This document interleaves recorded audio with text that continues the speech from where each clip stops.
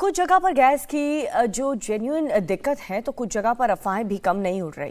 गुजरात में तो कई पेट्रोल पंप्स पर लंबी लाइन देखी गई है। दरअसल किसी ने फेसबुक पोस्ट के जरिए ये अफवाह उड़ा दी कि रात 12 बजे से पेट्रोल मिलना बंद हो जाएगा।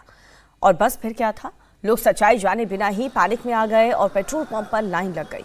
खास बात यह भी है कि दोपहिया वाहन वाले ज्यादा दिखे, क्योंकि यही लोग अफवाहों पर ज्यादा भरोसा करते हैं।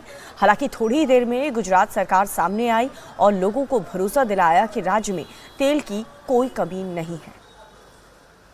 નાગરિકોને વિનંતી છે કે કોઈ બી પ્રકારની પેટ્રોલ ડીઝલને લઈને સોશિયલ મીડિયા હોય કે વોટ્સએપના માધ્યમથી કે કોઈ બી ઓફિશિયલ જાણકારી વગર કોઈ બી પ્રકારની આ અફવાઓમાં આવીને ભાગદોડ કરવાની કોઈ બી પ્રકારની જરૂરિયાત નથી।